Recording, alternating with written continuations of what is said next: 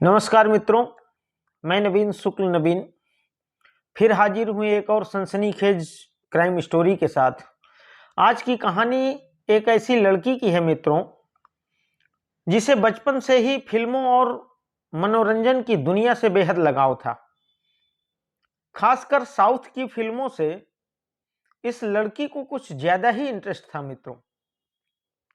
साल 1889 में उड़ीसा में शांतनु दास के घर एक लड़की का जन्म होता है मित्रों, जिसका नाम घरवाले बड़े प्यार से विदुषी दास बर्दे रखते हैं। उड़ीसा में कुछ साल बिताने के बाद यह लड़की मित्रों चेन्नई शिफ्ट हो जाती है।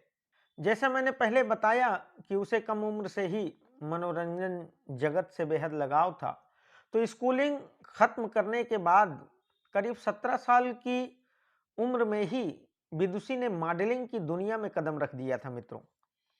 साल 2006 में विदुषी ने मिस चेन्नई ब्यूटी पेजेंट में हिस्सा लिया और सेकंड रनर अप का खिताब भी जीता मित्रों। इस सफलता के बाद दोस्तों विदुषी के लिए साउथ फिल्म इंडस्ट्री के दरवाजे खुल गए। कुछ दिनों तक विदुषी ने छोटी मोटी फिल्में की, छोटी छोटी फिल्मों में एड में काम किया। उसके बाद सन 2006 में कमल हसन और ज्योतिका की फिल्म वेट्टाइयाडु विलैयाडु में काफी अहम रोल मिला और उसमें काम करने का मौका मिला। इस फिल्म के बाद विदुषी को काफी चर्चा मिल गई मित्रों और वह काफी फेमस हो गई। विदुषी की उम्र अभी महज 20 वर्ष ही थी मित्रों और वह फिल्म जगत में अपनी जगह बनाने के लिए प्रयासरत थी, अपनी पहचान बना रही थी। तभी उसकी मुलाकात पेशे से सॉफ्टवेयर इंजीनियर केदार से हो गई। केदार विदुषी से महज 3 वर्ष बड़ा था और अब ये दोनों साथ साथ समय बिताने लगे, घूमने फिरने लगे, आना जाना होने लगा, बाहर खाना पीना होने लगा और धीरे धीरे इन दोनों में प्यार हो गया मित्रों। और केदार और विदुषी ने सन 2009 में शादी कर ली। हालांकि दोनों के परिवार वाले इस शादी के विरोध में थे, कोई इस शादी से खुश नहीं था, लेकिन प्यार कब किसकी मानता है मित्रों। और इन दोनों ने घर वालों के विरोध के बाद भी शादी कर ली 2009 में। शादी करके दोनों साथ साथ हंसी खुशी रहने लगे, लेकिन इस बीच में विदुषी को ज्यादा काम नहीं मिल पा रहा था। तो इस बात से परेशान होकर सन 2010 में विदुषी और केदार दोनों मुंबई आ गए और मुंबई में अंधेरी वेस्ट के एक अपार्टमेंट में किराए से रहने लगे। केदार ने भी मुंबई में ही अपनी एक जॉब ढूंढ ली और विदुषी भी काम की तलाश में लगातार प्रयासरत रहती थी। मित्रों, वह दिन 22 अक्टूबर सन 2012 का था, जब केदार हमेशा की तरह सुबह 7:50 पर अपने ऑफिस के लिए निकलता है। विदुषी ने दरवाजे तक आकर केदार को सियाफ किया, भेजा और फिर दरवाजा बंद करके अंदर चली गई। ऑफिस पहुंचकर केदार ने लगभग 9:30 बजे के आसपास विदुषी को दोबारा फोन किया। असल में केदार की ये आदत थी, वो रोज जब घर से निकलता था और ऑफिस पहुंचता था तो विदुषी का हालचाल लेने के लिए वो एक बार फोन जरूर करता था। आज केदार ने फिर 9:30 बजे के आसपास विदुषी को फोन किया, लेकिन उस फोन का कोई जवाब नहीं मिला। तो केदार को लगा कि हो सकता है कि काम में व्यस्त हो या सो गई हो, तो हो सकता है जब ध्यान देगी तो रिटर्न मुझे फोन करेगी। लेकिन मित्रों, जब काफी समय बीत गया, कई घंटे बीत गए, तो केदार ने सोचा कि अभी तक फोन विदुषी का क्यों नहीं आया है। अब मित्रों, काफी समय बीतने के बाद भी जब विदुषी का फोन नहीं आया तो केदार ने एक बार फिर विदुषी को फोन लगाया, लेकिन इस बार भी जब कोई जवाब नहीं मिला तो केदार को थोड़ी चिंता होने लगी और उसने एक के बाद एक कई फोन विदुषी को लगाए, कई बार मैसेज डाले कि मुझसे बात करो, लेकिन ना तो मैसेज का न कॉल का कोई जवाब नहीं मिल रहा था। केदार ने परेशान होकर यह पूरा मामला अपने पापा को भी बताया, जो एक लेफ्टिनेंट थे, और पहली बार केदार ने विदुषी के पापा को भी फोन करके ये पूरी बात बताई। पहली बार इसलिए मित्रों क्योंकि इस शादी से दोनों परिवार नाखुश थे, तो विदुषी के घर वालों से केदार की कभी बात नहीं होती थी। लेकिन आज इस बात से परेशान होकर केदार ने विदुषी के पापा को फोन लगाया और सारी बात बताई। विदुषी के पापा ने भी विदुषी को कई बार फोन लगाया, कई मैसेज डाले, लेकिन कोई जवाब नहीं मिला। अब सब लोग परेशान थे। खैर केदार रात 8 बजे अपना ऑफिस का काम खत्म करके जब घर रिटर्न आया और उसने डोरबेल बजाई, तो 5-6 बार उसने डोरबेल बजाई लेकिन कोई जवाब नहीं मिला। तो केदार ने दरवाजे से कान सटाकर ये जानने की कोशिश की कि अंदर क्या चल रहा है, क्या है। तो उसको टीवी के चलने की आवाज सुनाई दी। केदार इंतजार करने लगा कि हो सकता है बाथरूम में हो, थोड़ी देर में दरवाजा खुल जाए। लेकिन जब काफी समय बीत गया और दरवाजा नहीं खुला, कोई प्रतिक्रिया नहीं मिली, तो फिर केदार गया और गाड़ी से दरवाजे की डुप्लीकेट चाबी निकाली और दरवाजे को खोलकर जैसे ही घर के अंदर प्रवेश किया, केदार सहसा चौंक गया, एकदम परेशान हो गया और चिल्लाने लगा। मित्रों, वहां फर्श पर केदार की पत्नी विदुषी की खून से लथपथ लाश पड़ी हुई थी और विदुषी की लाश के ऊपर जगह जगह कांच के टुकड़े घुसे हुए थे मित्रों, और पूरे शरीर से खून बह रहा था। खैर आनन फानन में केदार और उसके मकान मालिक ने विदुषी को अंबानी हॉस्पिटल लेकर गए, लेकिन वहां डॉक्टरों ने देखते ही विदुषी को मृत घोषित कर दिया। इस पूरे मामले के बाद पुलिस को सूचना दी गई मित्रों। पुलिस ने लाश को पोस्टमार्टम के लिए विले पार्ले फोरेंसिक सेंटर में भेज दिया। पुलिस और फोरेंसिक टीम ने स्पॉट की जांच शुरू कर दी। विदुषी के नाखून और बालों को भी फोरेंसिक जांच के लिए भेजा गया।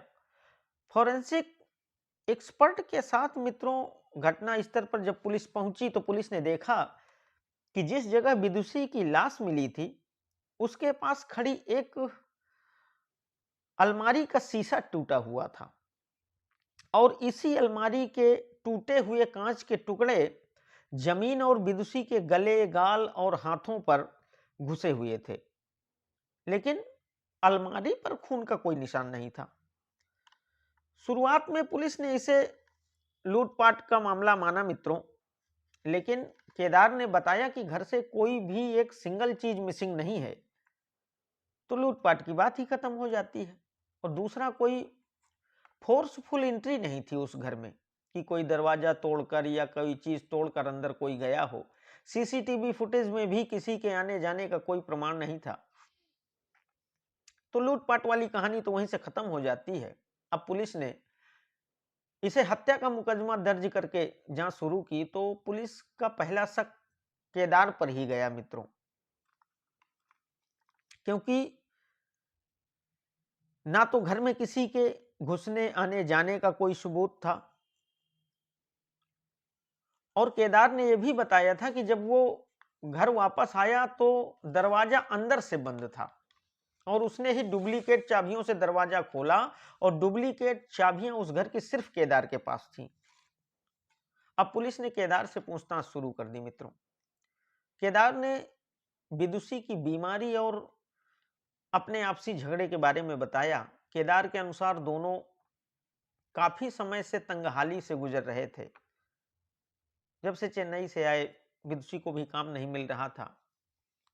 केदार की वेतन महज 60,000 थी, जिसमें 22,000 रुपया तो किराए का ही चला जाता था। हाल ही में विदुषी ने इन सब खर्चों के बाद भी आईलिड सर्जरी और हेयर ट्रांसप्लांट भी करवाया था। दोस्तों, केदार ने बताया कि इस घटना से एक दिन पहले उन दोनों में झगड़ा हुआ था और विदुषी डायबिटीज और ब्लड प्रेशर की बीमारी से भी ग्रसित थी और कई बार चलते चलते या घर में भी कई बार वो बेहोश हो जाया करती थी। केदार के अनुसार विदुषी का साइक्रियाटिक ट्रीटमेंट भी चल रहा था मित्रों। वहीं पुलिस की पूछताछ में सोसाइटी मेंबर राजू संधू ने बताया कि यह दोनों बेहद रिजर्व रहते थे, सोसाइटी में किसी से ज़्यादा बातचीत नहीं करते थे, सोसाइटी के प्रोग्राम्स में भी इन लोगों का इन्वॉल्वमेंट नहीं रहता था और ये अक्सर काम के सिलसिले में या तो बाहर रहते थे या तो व्यस्त रहते थे, किसी से इनका ज़्यादा मतलब नहीं रहता था। मित्रों, सोसाइटी की ही एक रहने वाली महिला ने ये बताया था कि उस दिन 22 तारीख को उसने विदुषी के घर से एक आदमी को निकलते हुए देखा था। हो सकता है कत्ल उसी ने किया हो, लेकिन उस बात का भी कोई प्रमाण नहीं मिल पाया। किसी सीसीटीवी फुटेज में ना तो किसी के आने की ना किसी जाने की कोई तस्वीर नहीं थी और ना ही कोई प्रमाण था, तो वो बात भी लगभग सिरे से खारिज हो गई। अब मुंबई पुलिस ने विदुषी के कॉल रिकॉर्ड खंगालने की कोशिश शुरू कर दी। विदुषी के फोन रिकॉर्ड्स जब सर्च किए गए मित्रों, तो पता चला कि उस दिन विदुषी को टोटल 80 फोन आए थे, जिसमें ज्यादातर फोन केदार और विदुषी के पिता शांतनु दास के ही थे। वहीं विदुषी को मैसेज के जरिए कई मॉडलिंग ऑफर भी उसी दिन मिले थे। कॉल रिकॉर्ड में एक एजेंट के भी कॉल डिटेल थी और मैसेज थे जो विदुषी से 25,000 रुपए लौटाने की बात कर रहा था। विदुषी ने एडवांस पैसे लिए होंगे और वो डील कैंसिल हो गई होगी, तो उसी पैसे को लौटाने की बात कर रहा था वो एजेंट। दोस्तों, उस दिन दोपहर में विदुषी का इलाज करने वाले एक डॉक्टर भी विदुषी से मिलने आए थे, लेकिन दरवाजा न खुलने की वजह से वो भी वापस चले गए। इधर पोस्टमार्टम रिपोर्ट आई और उससे खुलासा हुआ कि विदुषी की मौत किसी धारदार हथियार से कट लगने और ज्यादा खून बह जाने की वजह से हुई है। गले में लगी गहरी चोट की वजह से हेमरेजिक शॉक लगा था। पुलिस को इस मामले में कोई ठोस सबूत मिल नहीं रहा था मित्रों। जांच चल रही थी, धीरे धीरे जांच की शुरुआत की गई थी, जांच चल रही थी मित्रों। हफ्ता, महीना, 2 महीना, 4 महीना, 6 महीने, 8 महीने समय गुजरता चला गया मित्रों, लेकिन पुलिस को इस पूरे मामले में कोई ठोस सबूत किसी के खिलाफ नहीं मिल पाया और केदार को भी पुलिस ने छोड़ दिया था क्योंकि उसके खिलाफ भी कोई ठोस सबूत नहीं मिल पाया था। अब मित्रों, इस पूरे मामले को 1 साल बीत चुके थे और पुलिस ने 1 साल बाद इसे एक्सीडेंटल डेथ बताकर केस क्लोज कर दिया। पुलिस ने अपनी क्लोजर रिपोर्ट में बताया मित्रों कि लाश की हालत देखकर पुलिस ने गलतफहमी में मर्डर का केस दर्ज कर लिया था। हालांकि यह एक एक्सीडेंट था। उस दिन विदुषी लो ब्लड प्रेशर की वजह से बेहोश होकर उस अलमारी से गिरते हुए टकराई होगी और उसका कांच टूटकर जमीन पर और उसके शरीर पर घुस गया होगा। हालांकि इस बात को सिर्फ पुलिस कह रही थी। विदुषी के पिता शांतनु दास इस बात को मानने को तैयार नहीं थे। आज भी वो यही कहते हैं कि उनकी बेटी का कत्ल हुआ है। कई फोरेंसिक एक्सपर्ट्स ने भी ये कहा था कि सिर्फ कांच में गिरकर इतनी गंभीर चोट लगना असंभव है, या कांच बाद में भी विदुषी के ऊपर गिरा तो इतने फोर्स से टूटा हुआ कांच किस तरीके उसके हाथ लगा होगा, विदुषी का कुछ लगा होगा, इतने फोर्स से, जो गले में इतना गहरा घाव था विदुषी के, वो आखिर इतनी फोर्स से कैसे कोई कांच आ सकता है। तो कोई इस बात को मानने को तैयार नहीं था, लेकिन पुलिस ने ये एक तर्क दिया कि अगर इस मामले में फर्दर कोई सबूत मिलते हैं तो इस केस को रीओपन करके जांच की जाएगी। हालांकि आज 12 साल बाद भी इस केस को रीओपन करके कोई जांच वांच शुरू नहीं की गई है मित्रों, और 12 सालों से यह विदुषी की मौत की गुत्थी उसी तरीके अनसुलझी पड़ी है मित्रों। तो यह थी आज की सनसनीखेज कहानी मित्रों, जो 12 साल से एज इट इज पड़ी हुई है। आज तक ये पता नहीं चल पाया कि विदुषी ने आत्महत्या की या विदुषी की हत्या की गई। मित्रों, अगर ये कहानी आपको पसंद आई हो तो मेरे चैनल को शेयर और सब्सक्राइब जरूर करिएगा। बहुत बहुत धन्यवाद।